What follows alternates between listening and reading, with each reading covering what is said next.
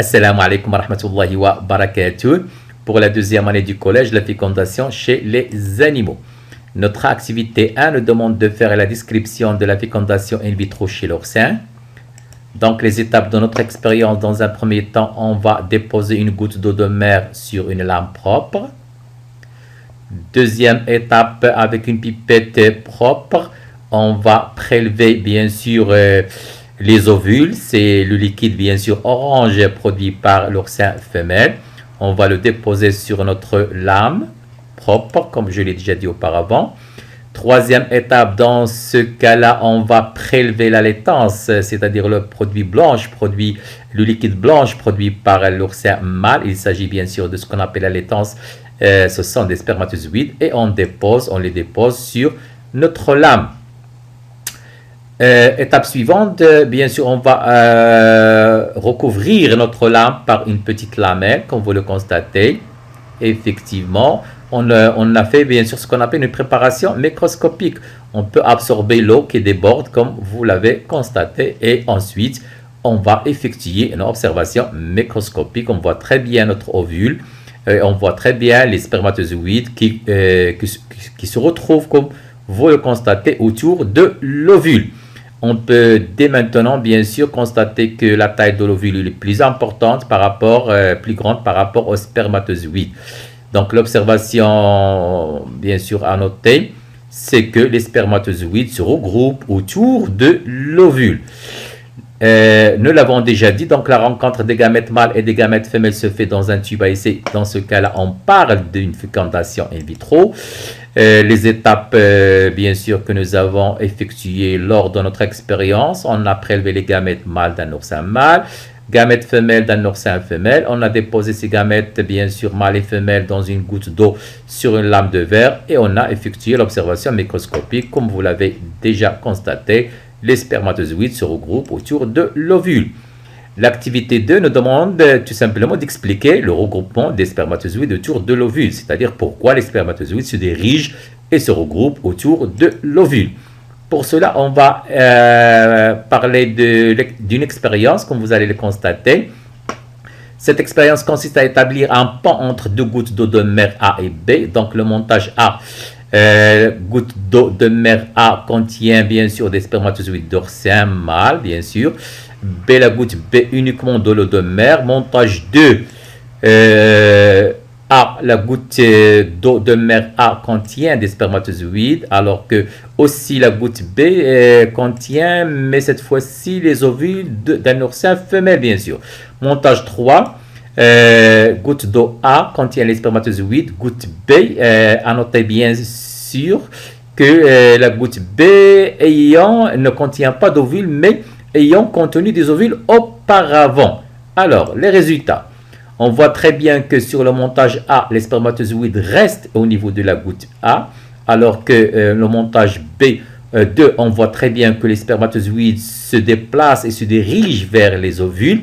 De même sur le montage 3, même si sur la goutte B, bien sûr, il n'y a pas d'ovules, mais bien sûr, les ovules ayant existé, bien sûr, sur la goutte B, effectivement. Voilà.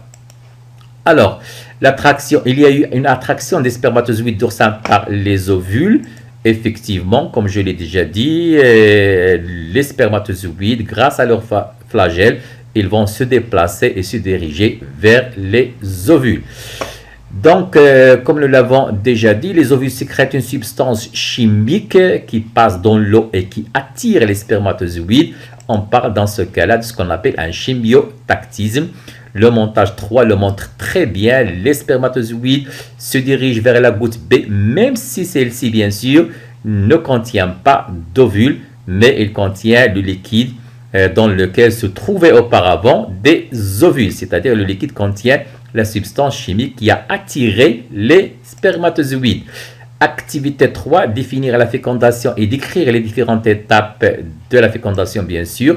Donc, comme vous allez le constater, nous avons un ovule, membrane plasmique de l'ovule, cellule folliculaire, membrane pellucide. Comme vous allez le constater, le spermatozoïde se dirige par son flagelle grâce à son flagelle bien sûr, vers l'ovule. Étape 1, fixation du spermatozoïde à la membrane. Étape 2, comme vous allez le constater, réaction acrosomienne, libération d'une enzyme qui va bien sûr effectuer, va entraîner la formation, bien sûr, comme vous allez le constater, d'un petit orifice qui va permettre, bien sûr, le passage d'une fusion des membranes plasmiques de l'ovule et du spermatozoïde. Et on voit très bien le passage du noyau du spermatozoïde à l'intérieur de l'ovule. Donc, les deux noyaux se rapprochent, bien sûr, et se fusionnent. On obtient dans ce cas-là ce qu'on appelle bien sûr un œuf, une cellule œuf. Donc la fécondation, c'est une fusion des deux noyaux, le noyau de l'ovule et le noyau du spermatozoïde. Effectivement, pour les étapes de la fécondation, donc étape 1, comme vous l'avez bien compris, je pense, donc les spermatozoïdes vont entourer, vont se diriger vers l'ovule, donc on les retrouve autour de l'ovule. Étape 2, on voit très bien qu'il y a contact direct entre les spermatozoïdes et la membrane, bien sûr, de l'ovule. Étape 3, bien sûr, on voit très bien qu'il y a pénétration du noyau du spermatozoïde à l'intérieur de l'ovule. Étape 4, rapprochement et fusion des deux noyaux. Et étape 5, bien sûr, formation d'une cellule œuf. C'est la fécondation, comme je l'ai déjà dit, bien sûr, fusion des deux noyaux, bien sûr, celui du spermatozoïde et celui de l'ovule. Alors, la fécondation, comme vous l'avez bien compris, c'est la fusion entre le noyau du spermatozoïde avec celui de l'ovule. La cellule résultante et de cette fusion constitue bien sûr la cellule œuf. Les étapes de la fécondation, les spermatozoïdes se déplacent vers l'ovule, nous l'avons déjà compris. Les spermatozoïdes se regroupent autour de l'ovule. Un seul spermatozoïde pénètre dans l'ovule, rapprochement des deux noyaux, bien sûr, et 5 fusions des deux noyaux suivies par l'apparition de la membrane de fécondation. Activité 4, comparer la fécondation interne et la fécondation externe et citer des exemples. Donc, dans ce cas-là, on voit très bien que la truite femelle libère les ovules dans l'eau, voilà, alors que le mâle va arroser, bien sûr, comme vous allez le constater, les ovules par le sperme. Donc, les cellules reproductrices chez la truite s'unissent dans le milieu aquatique, c'est-à-dire dans l'eau. C'est pour cela, bien sûr, dans ce cas-là, on parle d'une fécondation externe. Alors que le cas, comme vous allez le constater, du coq et de la poule, on voit très bien qu'il y a accouplement. Au cours de cet accouplement, on voit très bien que les cellules reproductrices chez la poule s'unissent dans les voies génitaux de la femelle, qu'on appelle oviduct.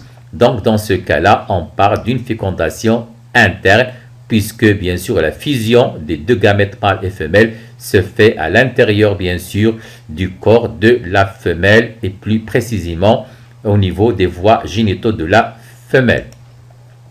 Donc, chez la truite, le mâle et la femelle libèrent les gamètes et leurs gamètes dans le milieu aquatique. La fécondation a lieu à l'extérieur des voies génitales de la femelle. C'est une fécondation externe. Autre exemple, on retrouve la fécondation externe chez l'oursin et chez la grenouille. Alors que pour le cas de la poule, le mâle libère les gamètes dans les voies génitaux de la femelle où la fécondation aura lieu. Donc, il s'agit d'une fécondation interne. Autre exemple, bien sûr, l'homme et le chat. Merci.